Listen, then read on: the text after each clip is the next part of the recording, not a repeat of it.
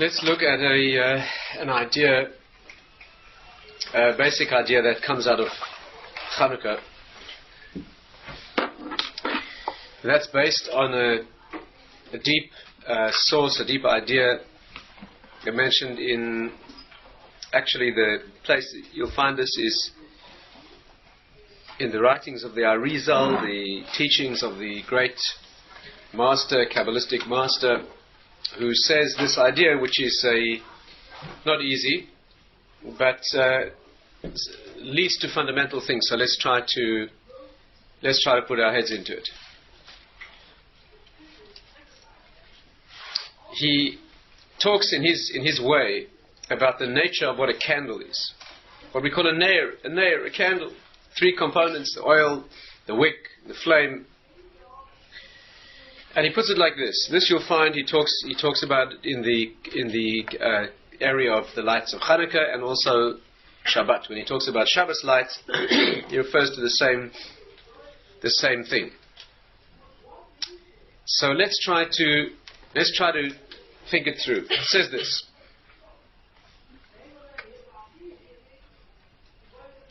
if you take 3 combinations of divine names, Hashem's names, and you add them together, you find that they equal the value, the numerical value of the word Ner, 250. Right? That's a gematria. Gematria means a mathematical application of Torah. You take an aspect, you take something in Torah that is verbal, and you transpose it into a numerical equivalent. You know, gematria doesn't mean playing games with numerology. Gematria means that you can translate the expressed level of Torah, that which is expressed in words. You can translate that into a scientific formula, if you like, or mathematical, arithmetical formula, and you'll then discover what is being said beneath the surface as scientific. Just like in the secular mode, you could speak words verbally, or you could give scientific formulae. Right? If anything, perhaps those would be more specific. An engineer or a mathematician or a physicist, they wouldn't speak in verbal descriptions. They would give the coding, the mathematical coding. They would give the technical coding. That would express the idea clearly, most specifically, most economically. In Torah, you can bring out an idea that's beneath the surface. You bring out another level of ideas by looking at the mathematical equivalence. Now, if you take these 3 combinations of divine names, of Hashem's names, and you look at their mathematical equivalence, you find that it adds up to the concept called Ner. Now, what are the 3 names, first of all? Now, let's first of all hear what he says, and then see if we can try to understand. Again, this is a very deep idea, probably really beyond our level of understanding, but there is a component we can bring down, and we can take away a message here. We can take away an understanding that is accessible to us. There are 3 names. There are 3 primary names, 3 names of Hashem, 3 divine names that are describing the source, that is Hashem, His transmission of what He is, as it were, into the world, and His operation within the world. Right? These are the 3 names. The first name, the most basic of all, what we call the Shema Etzem, the name of Hashem Himself, as it were, that is called Yud-Kei Vav-Kei, the name we never pronounce. And the reason, of course, we never pronounce it is because that name is beyond the world. It cannot be said in the world, not because, again, the simple way to put it is we don't say it in the world because it's too holy. But the deep meaning is, too holy means not that it has too much sanctity to be said in the world in a simple way, but this is a thing that the mouth cannot say. You're talking about that which is beyond the world, the source of the world, that which transcends anything that can be expressed. If you were to say it, you would be saying false, because you'd be saying in a finite, you'd be saying with a mouth that is finite, a sound that is finite, that which denotes that which is beyond the finite. It would. Is this clear?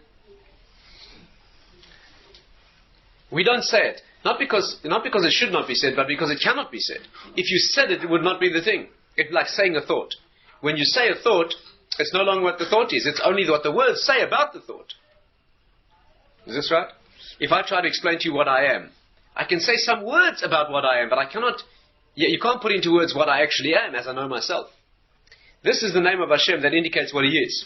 And therefore it cannot be said in the world, at least not the way the world is now, because the world now is only an external garment for the spiritual reality, and therefore if you said it, you'd be translating it into the garment, and that's not what it is. Right? It would be as wrong as trying to perceive a soul by looking at the body. When you look at the body, you see the body. The body gives you clues about the soul. But it cannot be mistaken for the neshama, for the soul.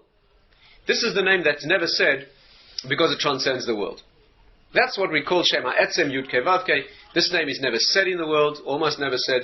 We do not say it. It has no singular, it has no plural manifestation. It's always singular. It means existence. Yud Kei Vav Kei means was, is, and will be, and is the cause and source of all existence. It's a name that denotes the essence of existence, the root of existence. It never has a plural, and it never has a secular. There's no non-spiritual application of that word, of that name. This name, in fact, has two versions. There's the version that we use, that we say, that we relate to, that's Yud Kei Vav Kei, and there's the version of this name that he himself uses to describe himself. And that name is called Ekyeh. Right? Aleph, instead of Yud Kei Vav Kei, starts with an Aleph. It's like in the Hebrew, in the form of Hebrew, when you start a word with a Yud, you're always speaking in the third person. Like I say, Hu Yelech, Yeshev, he shall, he will do this, right? It means the third person. When you speak with an Aleph, then you're talking in the first person. Elech, Eshes, I shall do this. Therefore, when Hashem, when he describes himself, he uses a name that begins with Aleph. Right? When Moshe says to Hashem, whom shall I say sent me? So Hashem says, tell them Ekyeh. That means, when he talks about himself, he doesn't talk about himself in the third person. He talks about himself in the first person. Again, you have to understand, these two are names that are very closely related. The difference between these two names is that the one is the version of the name that we say about him, or that we use or think, as it were, and the other version is what he says about himself. Now, when you put his version of his own name, right, together with its attachment, with its manifestation in the higher world that is called Yud Kei Vav Kei, so you have this combination of Ekyeh and Yud Kei Vav Kei, right? That is the level, if you like, of the source itself. Right? Let's leave that for a moment. Then there's a second name, which is called Adnus, right? Aleph Dalet Nun Yud. Right? What we pronounce Adoi, that word which we do pronounce under suitable circumstances in the world, that can be said. That word means Adoin HaKol. He's the master of all that exists. Right? It's a name of mastery. Not a name of essence or existence, a name of mastery. The definition of that name is Adon HaKol. That means he is the master of all that exists. Right? It's a name of kingship, of mastery, of rule, of control. That name is called the name of Adnut, right? Which means, if you take that name and you combine it again with Yud Kei Vav Kei, again expressing its essence in that world, and then you add those two together, and then you add them to the third name, which is Elokim, the third name Elokim, right? Which is another name that we do say. That name, again, together with its attachment to Yud Kei Vav Kei, all those words together, all three versions of these names add up to 250. I'm sure you've been doing the arithmetic while I've been speaking. No? I'm sure you have. If not, why not? But if you do, you'll see they add up to, actually each combination adds up to significant numbers as well. We don't have time now to go into the details. And of course each of the names, each name itself has a significant number. There's obviously too much to go into here. But what we want to do is just extract one dimension of this idea in order to apply to Chanuka and learn something deeper. So in summary, we're saying this. Take three divine names, each one wrapped up, as it were, combined with its Yud Kei Vav Kei source or manifestation. All these three dimensions together add up to a candle. Candle. What does that mean? What are the three components that come from the spiritual world that you can see when you study it? You know, the Kabbalists used to study the candle flame. You know that? They study the candle flame. They used to look for the aura around the flame. Look at the light. Look at the light itself. Chanuka lights, a very, very deep thing. Very deep, very high. Ponder those lights deeply. What is it that's contained in a light? Why is it worth studying so deeply? What is the nature of a flame that is emitted by a wick burning oil? What does that mean? Very deep thing. You know, the Gaon of Vilna says that the word nefesh the word nefesh, which means the human soul, has 3 letters. Right? And the 3 letters of the word nefesh spell, yes, the nun, pei, and shin spell ner, ptila, shemen.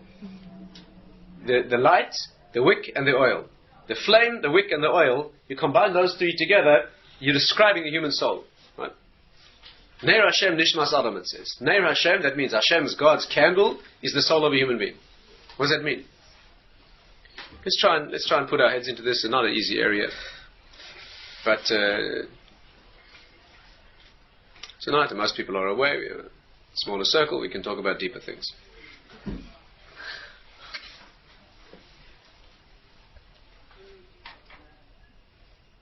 First of all, what is our understanding of these 3 names? One has to know this. If you relate to anything in Torah, Torah texts, or in davening, for example, in the prayers, these are the names that come up all the time, right? All these 3 names. You have to know what they mean. The first name, let's briefly again, Yud-Kei Vav-Kei is name of essence. The second name, Adnus, that name means the connection, the bringing down, if you like, of the transmission, if you like, of the name of essence that is beyond the world into the world. That's why it's called Adnut. That means it is the master, it's the source of the bringing down of the source, the king's rule being manifest, if you like. This word, of course, has a plural. It's written in the plural because it has a connection to the world of multiplicity, and it has a secular meaning. The secular meaning of that name is the plural version of masters, right? You could say, certainly, if it's not in the context of referring to Hashem, you can certainly pronounce that word quite freely. The reason is because the name both has a spiritual component that links it to the source, and a secular component that reflects its manifestation in the world. And similarly, the third name, Elokim, the definition of that name is Baal HaKeiches Kulam. That's the definition that's given. Baal HaKeiches Kulam, the master of all powers, meaning what's in the powers of the world. The name Adnus is the name that brings Hashem's essence, as it were, down into reality. But his name in reality, that means behind the forces of nature, all the energies that run the world in physics and chemistry and the broader energies that are behind all phenomena in the world, the underlying muscle that moves all of nature is called Elokim. That's called Elokim. Again, it's a plural word because it is in the multiplicity of nature. It has a secular meaning. It means judges. It's a name that means din. Din means, it's the name of din. Whenever the Torah wants to indicate din, right, that brings things down into their finite, specific, limited detail, that's called din. The word din is based on dai, which means enough, to stop. Elokim is the name of din. Whenever you talk about a judgment, some judgment being issued, you're using the word Elokim. Whenever something in the finite world comes out, or is created, or is brought about, when you're relating to that which is in the finite world, in which the parts are all separate, now a world of detailed, specific multiplicity, the word Elokim is used. What's the best proof of that? Bereshis bara Elokim. In the beginning, Hashem created. Yes? When you're talking about the world that's being created, then the name is Elokim, because you're talking about a world that is created specifically, a specific world. The details, each detail exactly as it must be. We're not talking about the oneness of Hashem's being that was there before the creation. You're talking about He's bringing the details and specifics of the world into existence. That's the name Elokim. So far, so good? Mm-hmm. These are the 3 names. When we conceive the name Yud-Kei Vav-Kei, we're referring to what Hashem is. And of course, we never say that, we think it. In fact, you know how we say that name? We pronounce it as Aleph Daled Nun Yud. Whenever we want to say Baruch, Atah, and then you say Hashem. What you mean is, when you say a bracha, when you say a blessing, the one whom you're referring to, the level you're relating to is Yud-Kei Vav-Kei. If you look in a siddur that's printed correctly, you'll see the way it's printed is Baruch, Atah, and then Hashem is Yud-Kei Vav-Kei. But your mouth cannot say that. So what your mouth says is Aleph Dalet Nun Yud. If you look in a siddur that prints this graphically, for example, in a Sephardi siddur, you will see that the way it's written is, you'll see it goes Yud-Kei Vav-Kei. Under the last Hey, they write the name Aleph Dalet Nun Yud. You know that? Sometimes it's done in what's called shiur, where the letters are meshed. You have a Yud, then an Aleph, a Hey, and then a Dalet, right? In other words, the 4 letters are sequentially meshed. That's another meaning as well. But essentially what's being conveyed here is, you have a Yud, a Hey, a Vav, and in the second Hey, which is the meaning of that second hey in Hashem's name, is that which is the source of what comes down to the world, not like the first hey.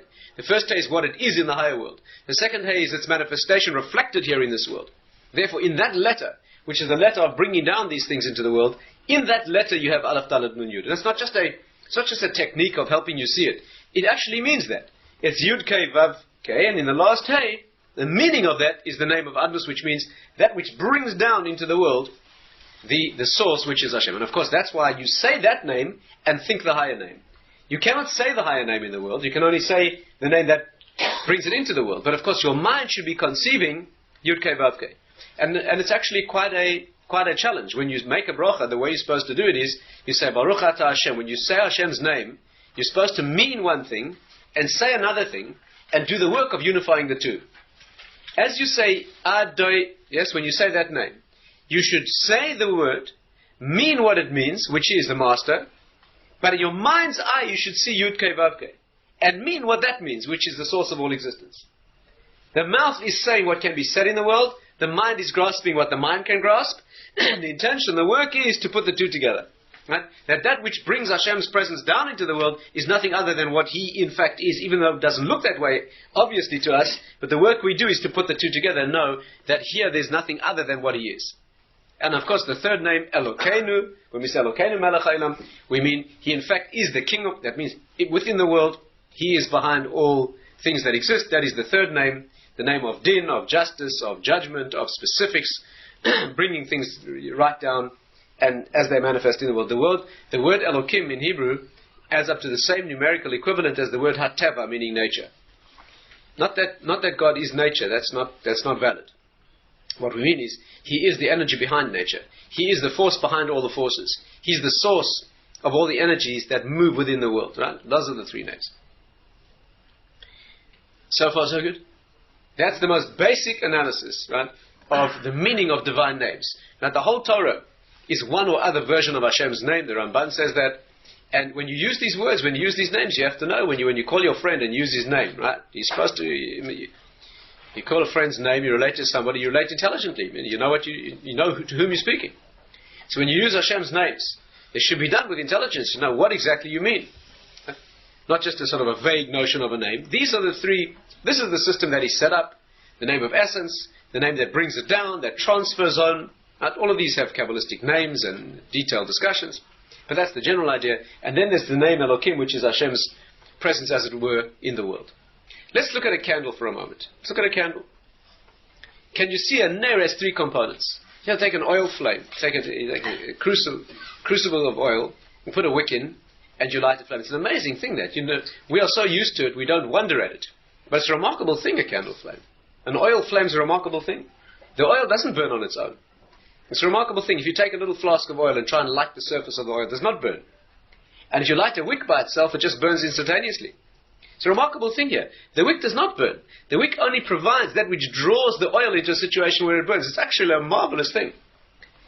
Huh? A marvelous thing. And what happens is that the oil becomes flame. The oil becomes fire, becomes flame. Right, let's try and study this a bit more deeply. You see already the beginning of the parallel, I presume. Can you see? Yes? You have three levels here. Can you see why we say in the physical world that this small wonder that's called a candle flame, that's called an oil flame, a nair, in fact is the image, the perfect image for the human soul, which is the connection from the spiritual world down into the physical body. Right? The body is also the wick, yes, on which the flame of life is kindled. And the flame of life is nothing other than drawing from a deep source that is not revealed. That's what an air is. When you ponder that light, you are seeing a remarkable creation. You're seeing a thing that has three components. The one that would not burn on its own. That is the source dimension. Oil is always, let's try and study this. Let's try and put our heads into this. What is oil? What is oil? Oil is always, now let's see how beautifully this works out. When Ari says something, you understand this is not something that he, yes.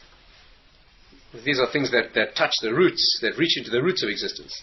Worth endless thought. Oil is always the source itself. Maharal explains this. The word shemen, just let's look at it briefly. The word shemen, oil, the nature of shemen, oil, is that which expands beyond. Shamen means fat. fat or oil. Fat in the sense of extending beyond the minimum. Right? Now, perhaps the easiest way to see this is that the word shemen, we've discussed this many times before, the word shemen in Hebrew is the root of the word eight. The root of the word eight. What does eight have to do with oil? Eight is always that which transcends the natural. The natural world is seven. Right? The Maharal says this in many different ways. The natural world always has seven components. 7 notes in the musical scale, 7 colors in the spectrum. 7 is always, right, there's a 7-day week that we utilize, 7 fruits of Eretz Yisrael. There are many, many natural aspects of the world that have 7. Perhaps in the most basic exposition, you see that the world we live in has 7 sides. It's a 3-dimensional world. 6 sides. Yes, is this correct? 3 dimensions. In English, we're used to calling it 3-dimensional. 3-dimensional really means 6-sided. Yes, each dimension has 2 polarities, left, right, front, back, up, down. There are 6 components, right? In most perfect mathematical representation would be a cube. A cube, now the faces of a cube would represent the most perfectly stylized version of this reality, of a 3-dimensional reality. And yes, is that correct? What the mathematicians would say, if you take a point with no dimension and move it through space, you get a line. If you move that straight line through space, you get a plane. If you move that plane, that square plane through space, you get a cube. This is the most minimal expression of the 3 dimensions. The purest expression of the 3 dimensions is a cube. But you know, a cube has another component. All 6 sides of the cube are actually interconnected to make it one cube. That's called the 7th. I don't see enough happy faces. If you take 6 pieces of card, 6 squares of card, you can assemble them into a cube. Is that right? Is that right? 6 symmetrical.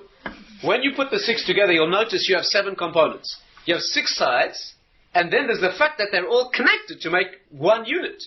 That's not something you can show in isolation, but you can certainly demonstrate. You see 7.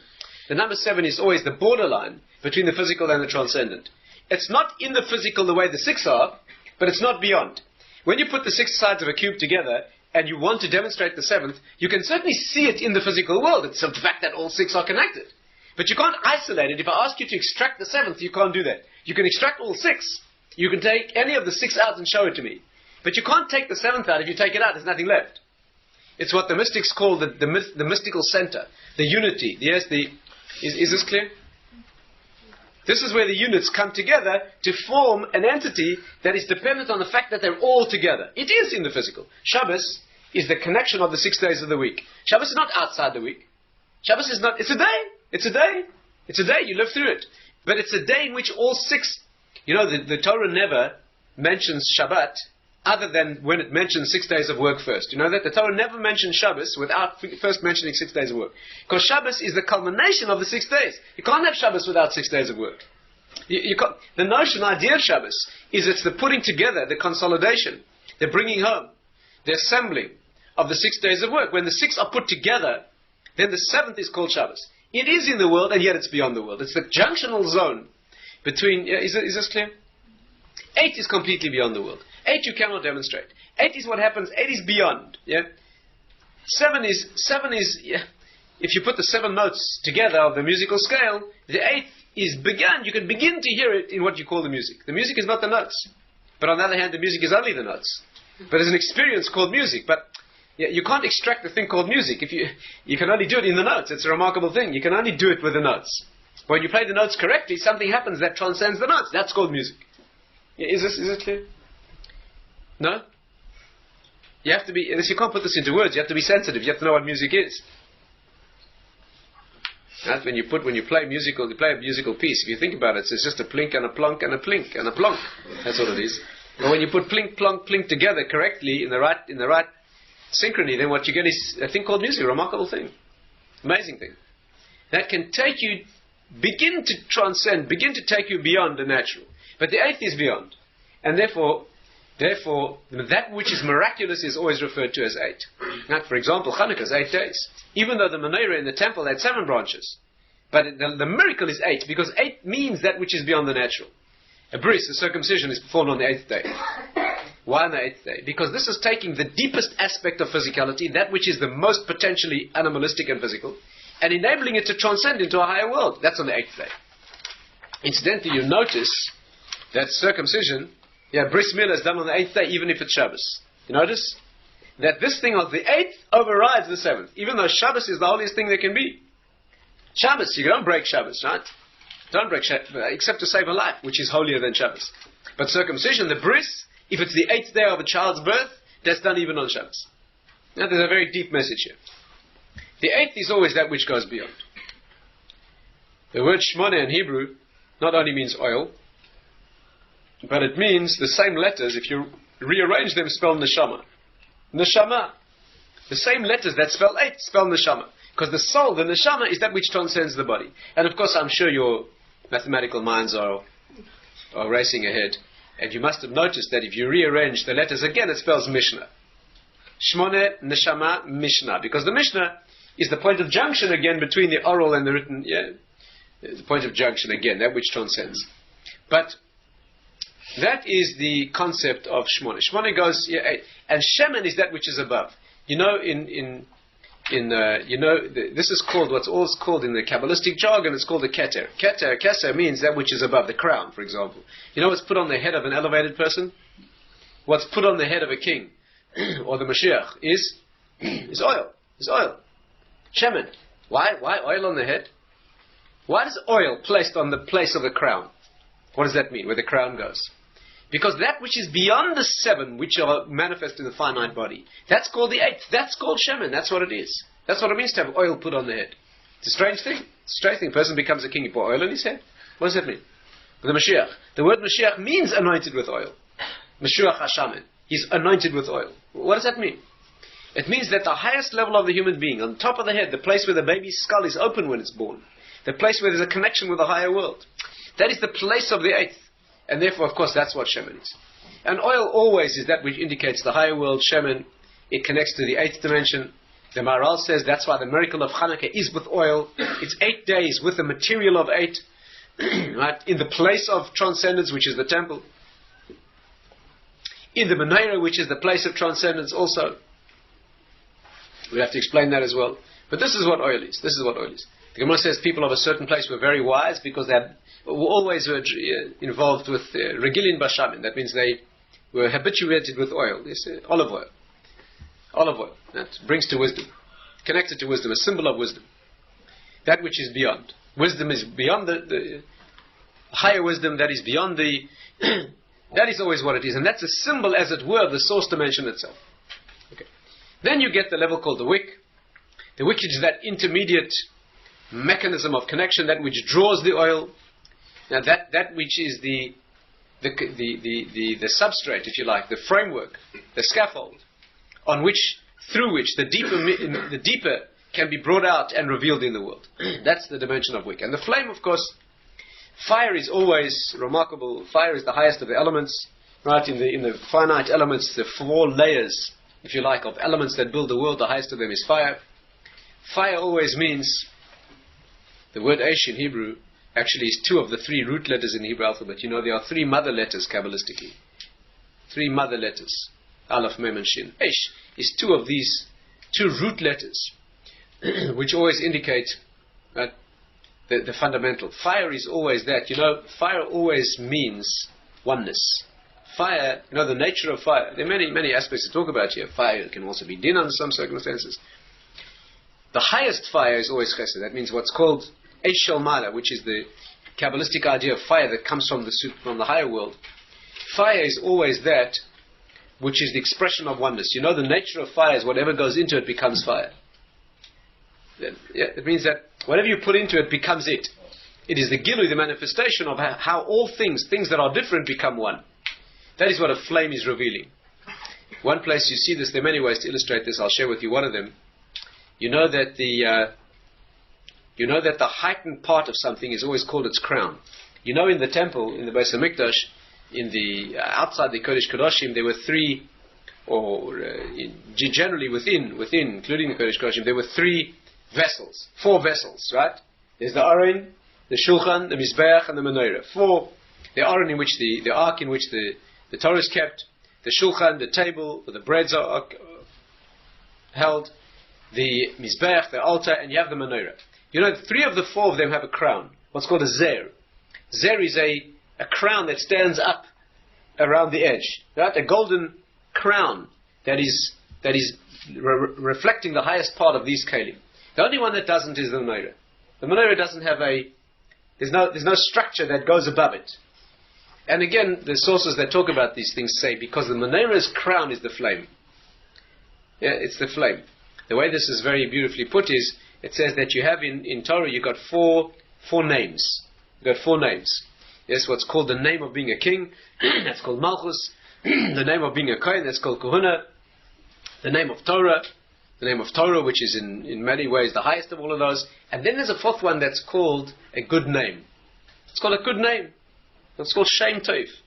Having a good name. And this obviously has practical applications in terms of what it means to be a person with a good name. That means is referred to, is perceived, manifests well. There's nothing more valuable than that. Right? There's nothing more valuable than that. Name always means essence. Having a good name means that your definition of essence is goodness. Now, this is what it is. But that which is a good name, all the other vessels in the temple, they represent one of these things. The Mizbeach is Kohuna, Malchus is the table, Torah obviously is the Aron. These are the 3 kinds of names. Yes, these 3 levels of identity, if you like, among the Jewish people. But the menorah, that is what's called a good name. And the flame, the crown there that represents that lifts itself above the tool, above the vessel, that's the flame itself. Then what it means is to have a good name. You see, the concept is very hard to put this into words. But a Kohen, somebody who's a Kohen, somebody who's a king, somebody's learned in Torah, there's that which contributes to his essence. He's a king, so he's a human being, and he has that milah, what's called a milah. Milah means he has a quality, an elevated quality that's called being king, for example. But that which is called a good name is not something it's not a milah, it's not an element, it's you. The idea of fire is that what goes into it and fuels it becomes fire. Are we making sense here? A person who has what's called a Shem Tov, a person who has a good name is not a quality that you have, it's you. Is this right? If a person's thinking to this, if a person's a king, so he's a king, that means he's a person, whoever he is, and he also happens to fulfill the role of being a king. There are 2 components.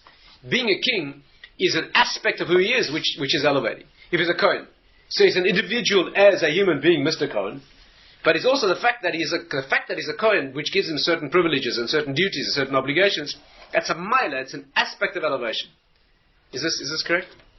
But a good name is not something you carry around like on a banner or a flag, or you pull it out of your pocket. A good name is who you are. And therefore the menorah, the crown of the menorah the symbol is that it's fire. Fire means that which unifies things. Where things are separate and they become one. That's what Ash is. And there's different kinds of fire. There's a lower kind of fire that separates things. You ash something at a very high temperature, it separates into its elements. There's a higher fire that is bonding things together. When you smelt things, you put them into that level of fire, they become one. There's a lot to talk about over here. But the point is that this is the level of fire. And the essence of a candle flame, the essence of a flame, the essence of a ner is exactly this. There are 3 levels of Gilui here, 3 levels of revelation. 3 levels, 3 elements that make this Gilui. There's the oil itself, which does not burn, that represents the world of wisdom, right, that is there in the hidden dimension. There's the wick, which draws, right, it's that intermediary. It itself does not burn, but it's essential. Without that, you cannot have the flame. And then there's where the oil reveals itself in that unique quality in the world that is called fire. Therefore, when you study this flame, when you study this candle flame, you study a small ner, right, the ner mitzvah, you are looking at a small representation, right, a mitzvah that ignites the consciousness here of what it is to be an individual who brings down from the higher world. What it means is, the message is,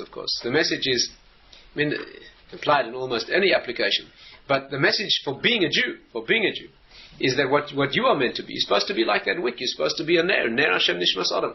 You're supposed to be an individual whose life is nothing other than a drawing of a deeper reality. You should walk around here with that thing called a Shem Tov. What does that mean? Your role in the world is that you're an entity that brings from a deeper level, the level of Torah itself, the source, Torah in terms of the names of Hashem. You manifest Torah in your life.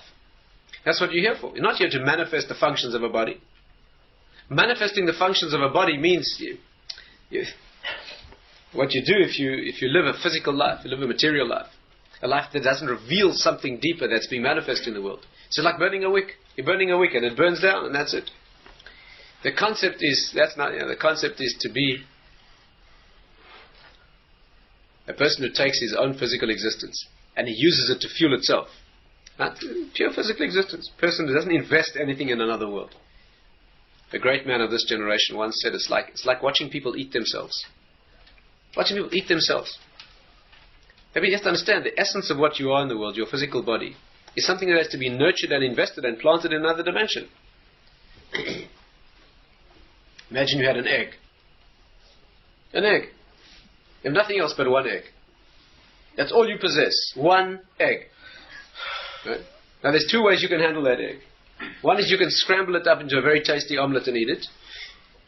Or you can put it under a chicken and wait till it becomes a chicken. And wait till that chicken makes eggs. And take those eggs and wait till they become chickens. And if you do that carefully enough, you'll have everything you ever need. Everything you ever need forever. That's the option you have when you're born. You take yourself as your own egg, and you've got two options. You take this thing and scramble it and eat it. Very tasty, delicious, and nothing left. Or you take this thing and you carefully nurture it as an investment in another dimension. See, a person who takes his own life as the end in itself. That's like watching a person taking bites out of himself. Right? He's eating himself alive, which means very tasty now. But what fuels... It's like drinking salt water when you're thirsty. It makes the problem worse. It makes the problem worse. The self has to be nourished and nurtured as a thing that is the wick that draws something deeper. Then it doesn't get burnt itself. That's the paradox is. That gives it permanent existence. That's the paradox here. That's one of the messages you get from this flame of a candle. A life has to be that. Your life has to be nothing other than serving as the wick that draws a deeper wisdom, a deeper gilui, a deeper revelation, something that cannot normally be seen, that doesn't ignite itself naturally in the world. You are the medium to do that. That's what we are. Why is it Chanuka that teaches this? Because Chanuka is that miracle. Chanuka is the Jewish people's ability to do that. Chanuka, first of all, happens in the depth of winter. Right? So you think this through, you see it connects on all levels. Chanuka happens in the depth of winter. You know what's unique about the 25th of Kislev? What's unique about that date?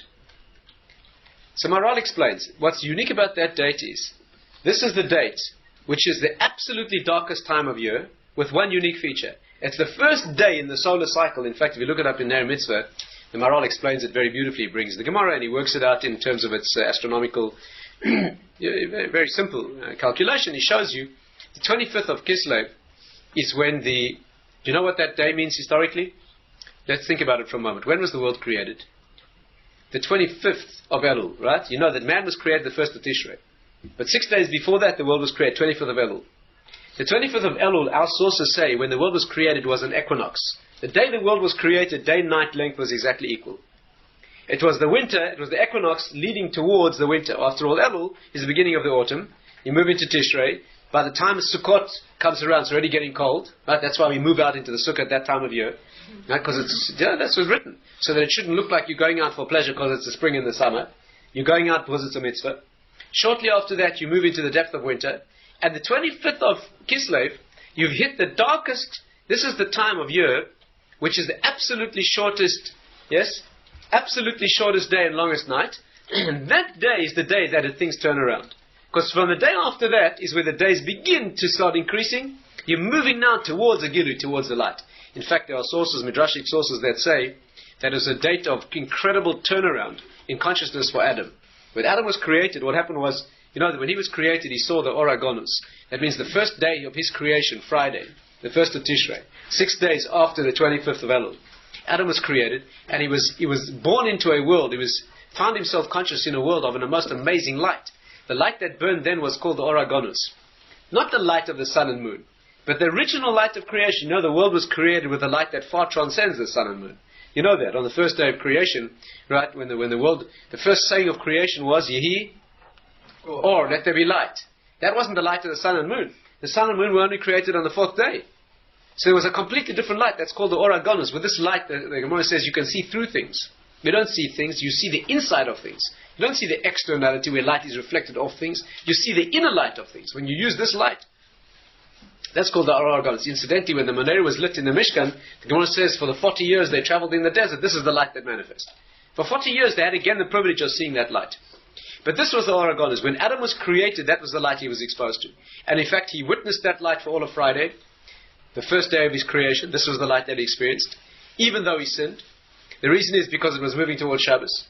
Shabbos was the day on which this light continued, even though he was in a state of fall, a state of sin. And of course, what happened when Shabbos was over, the light went out. The light went dark. The light went dark, and it was a terrifying experience, and that's when Hashem showed him how to make fire. We make Havdalah for that reason. But there were 36 hours during which he experienced the original light.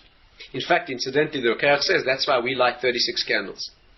On Chanuka, we light 36 candles. The light of the Chanuka, the light of the specific light of the flame that we light on Chanuka, that nair, is going back to the original light of creation. This is not the small candle flame that you see in a Jewish window. That's what it reflects is not even the cosmic light of the sun and moon. It reflects a light far deeper than that. It goes back to the moment of creation, because this is the light that goes through to the messianic redemption, which goes back at the end to where it started in the beginning. And so in commemoration, in memory, to bring out again the message of the 36 hours that man experienced that light, 12 hours on Friday, 24 hours on Shabbos, those 36 hours are represented by the 36 candles that we light. Yes, 36? 1 plus 2 plus 3 plus 4, you've done the calculation? For 8 days? 36. That is why we are lighting the 36 lights. And then what happened was the light went out, and then Adam had a terrifying experience. Because since it was Elul, and he was already 6 days after the equinox, so what he witnessed was, as days went by, the days got shorter and the nights got longer, and he began to get terrified. This was the first season that ever was. And man experienced a world in which the days were getting shorter and the nights were getting longer. The night is always a time of not just literal darkness, it's a deeper. Night always means, night is always a time when all you have is faith. Night is always a terrifying time. Right? The reason our nights are not terrifying is because we light them, we make them look like day, and the reason we do that, do you know how terrifying a real night is? Have you ever been in the bush on a moonless night? In real darkness. Real darkness, even when you can see the stars, but you can't see anything else. Complete darkness, you can't see beyond your nose. There's a remarkable experience of complete isolation. There's nothing outside that's real. That's the most amazing experience. If you're not a very secure individual, it's a very disturbing experience. The darkness is a serious thing. And he experienced that, and the days became shorter and the nights became longer. The darkness, the night is a frightening thing. Anybody who tells you he's not frightened alone in the dark, right, is either psychotic or he's lying. Yes, he may be able to show that he's not, or make as if he's not. It's a natural thing. A human being feels fear in the night. Feels fear because the world's closed in then. There's no gilui then. There's no gilui. There is no external world. Right? In a real night, in a real darkness. Nothing external is real then, at that time. And that's what he experienced. The nights got longer, the days got shorter. He wasn't to know. He didn't know it was going to turn around. He thought that his sin had brought him into a situation where that would be his final closing out. It would eventually be all night. And an amazing thing happened on the 25th of Kislev. 25th of Kislev, Adam perceived that the day had got slightly longer than the previous day. That decline had stopped. And the 26th they had stopped exactly at that point. The next day was no shorter. The next night was no longer. And the next day the day was a bit longer and the night was a bit shorter, and he knew then that there was hope. You understand what's happening? So the 25th of Kislev is when the light begins. It's the deepest part of winter. There's no question about that. But it's when the light begins to grow again. It waxes again towards a situation that will be spring and summer. Yeah? And that's what the light indicates. The light is the light that human beings light. It's not the divine light that shines at the beginning of creation. This is the light that human beings light. Yeah? You must know that when the Nesiim, when the princes, the heads of each tribe were bringing their offerings in the sanctification, the inauguration, the dedication of the Mishkan, so it says that Aaron, the high priest, Aaron the Kohen, was standing there absolutely distressed and dismayed. Because he had no share, he had no part to play in this, neither he nor his tribe. All the leaders of the tribes were bringing these gifts that were beginning the inauguration of the Mishkan. And he stood there completely dismayed. And Hashem saw that distress. And therefore, Hashem gave him the gift of being able to light the menorah in the Mishkan. Right? That's what it says. We learn this. Rashi, the Ramban talk about it. Famous Ramban.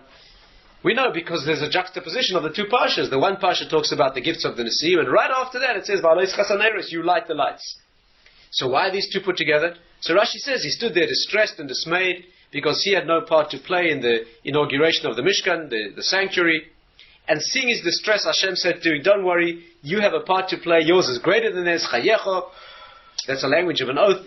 Your role here is greater than theirs because you light the lights. Right? And he gave him the mitzvah of lighting the lights in the Mishkan. And the Ramban asked the obvious questions. He asked the obvious questions.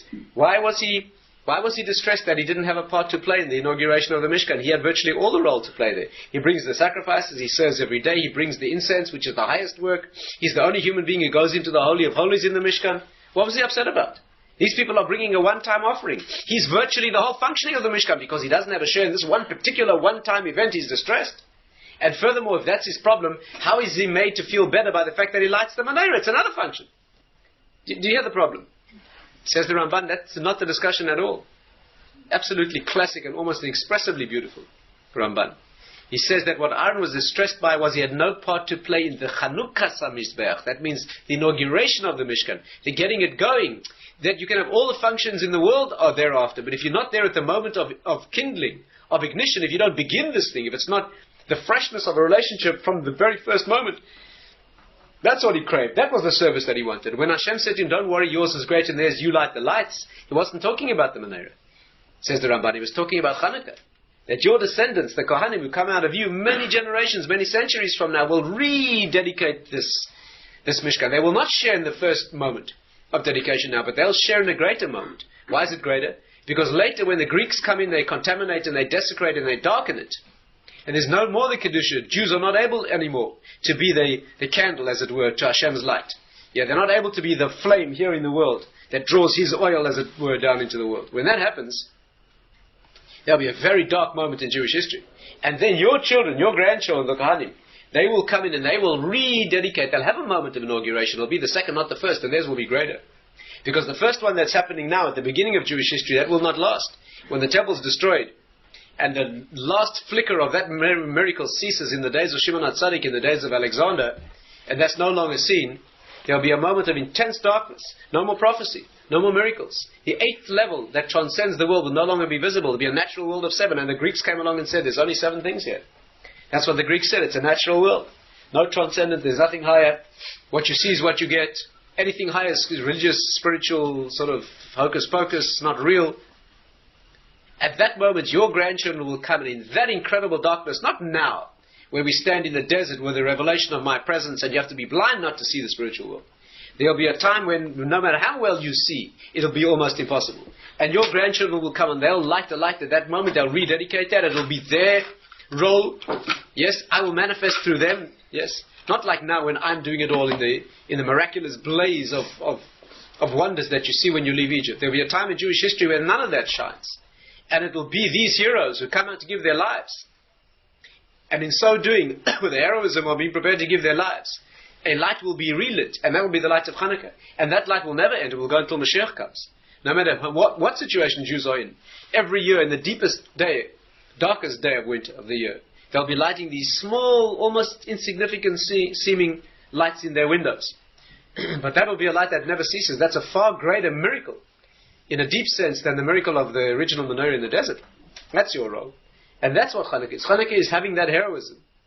Being able to dedicate a lifetime, to sacrifice a life, in living this process, which is being, as it were, a candle.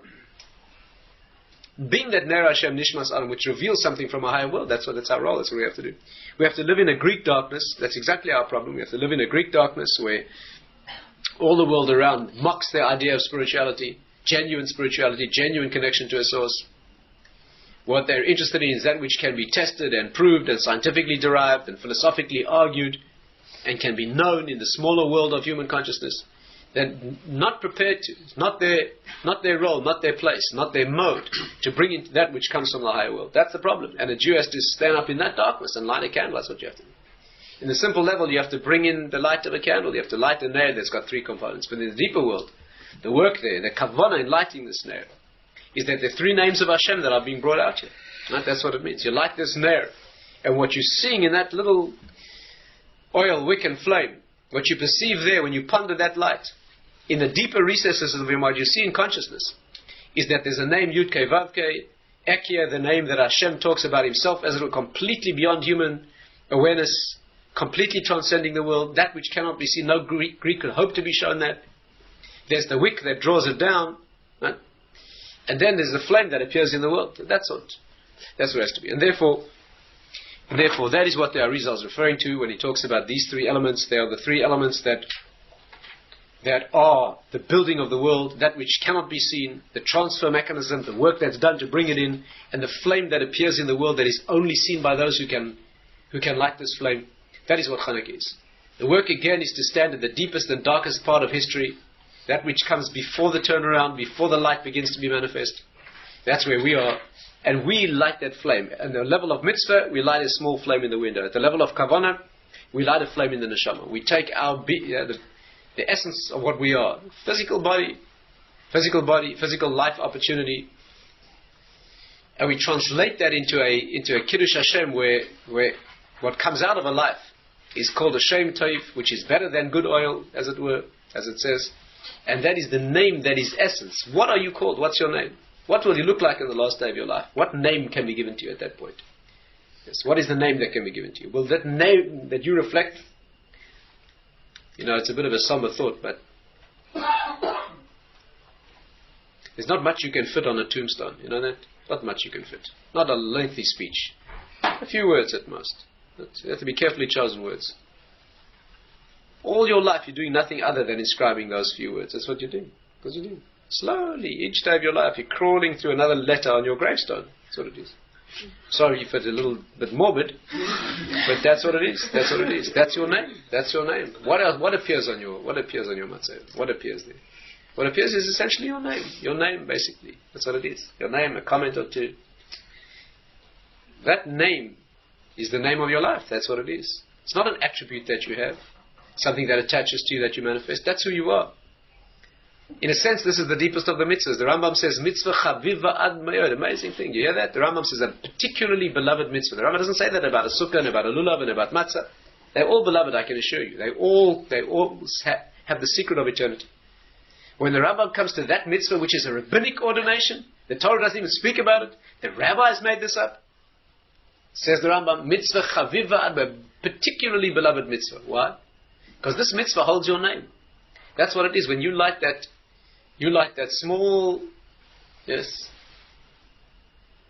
small flame in your window that any self-respecting Greek walking past wouldn't pay much attention to. Wouldn't pay much attention. But it doesn't matter. What's being inscribed in the light shining out from your window is your name. Okay, we'll stop. Thank you, Rabbi.